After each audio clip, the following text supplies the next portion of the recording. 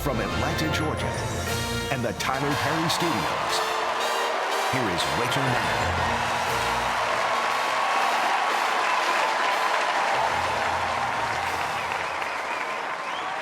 One of the things that went haywire after that initial petty crime is that the president and his accomplices ended up trying to stop the investigation. They tried to stop the criminal investigation into what had happened. The cover-up was worse than the crime. This is what that's about. We're in the middle of the fourth presidential impeachment proceedings in our nation's history. Senator Warren, you have said already that you've seen enough to convict the president and remove him from office. We have to establish the principle, no one is above the law. We have a constitutional responsibility, and we need to meet it. The corruption, how money buys its way into Washington. From how he has betrayed our farmers and our workers, about the whole notion to what he's done understand to foreign affairs, that the Congress can walk and chew bubble gum at the same time. Just to be clear, the president's already confessed to it on television. With Trump's corruption. That's just part of it. Under normal circumstances, the president is in office after something was revealed recently that got any attention, which was the president had to confess.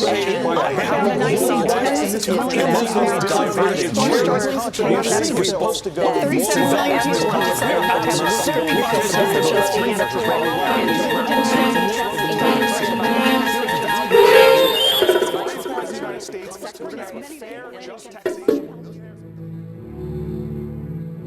Fellow Americans who are calling for an end to this ongoing Bush-Clinton-Trump foreign policy doctrine of regime change wars, overthrowing dictators in other countries, needlessly sending my brothers and sisters in uniform into harm's way to fight in wars that actually undermine our national security and have cost us thousands of American lives.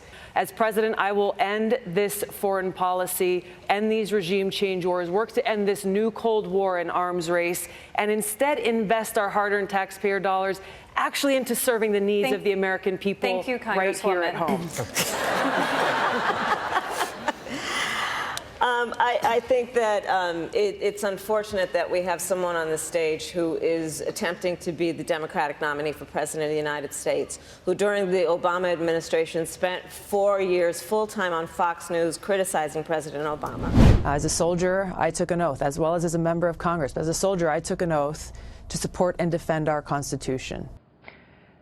We, as the American people, should be concerned when any president of the United States launches an illegal and unconstitutional military strike against a foreign government. The hyperpartisanship and divisiveness that people are sick and tired of. I've been consistent in saying that I believe that impeachment at this juncture would be terribly divisive for the country at a time when we are already extremely divided.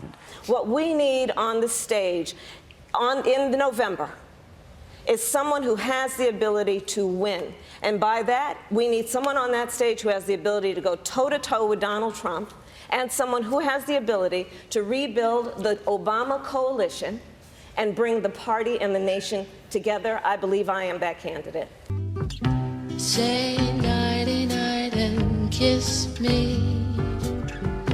Just hold me tight and tell me you'll miss me while I'm alone and blue as can be.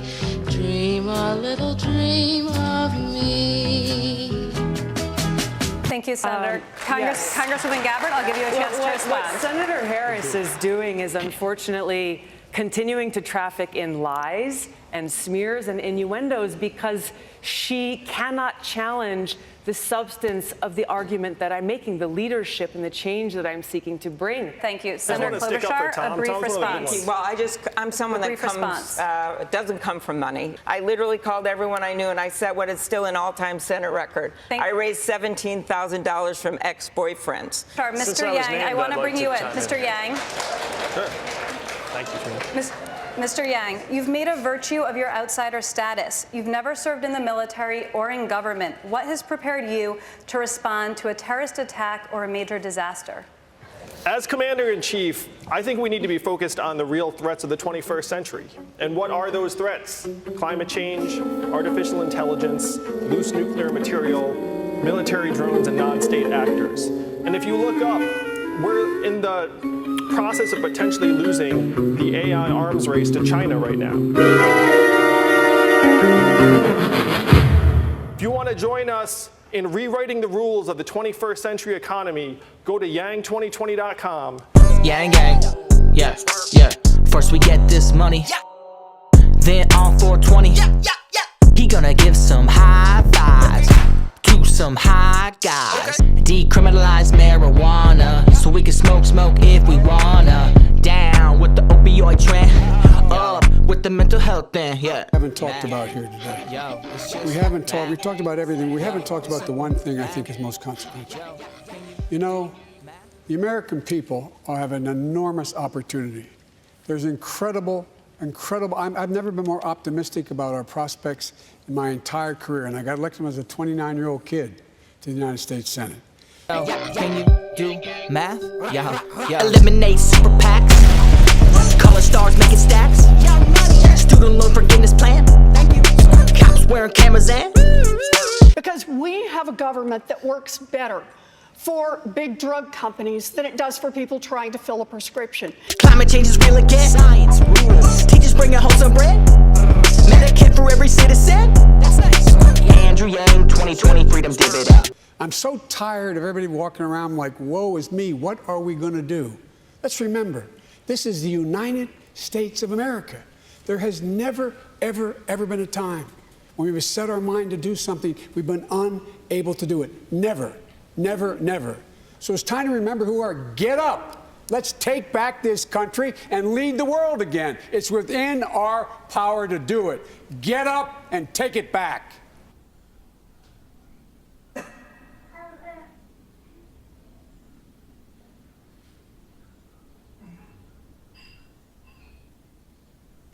Well, I want to thank all of you, and I want to tell you that on MSNBC tonight, my colleague Brian Williams is going to pick up our coverage in just a moment. I also, before we go, want to thank everybody here in the audience. I want to thank the city of Atlanta, and from all of us here at the dais, thank you so much for watching. Good night.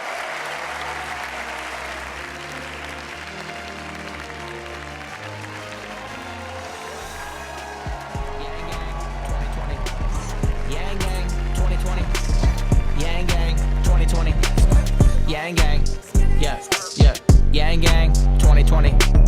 Yang gang, 2020. Yang gang, 2020. Yang gang.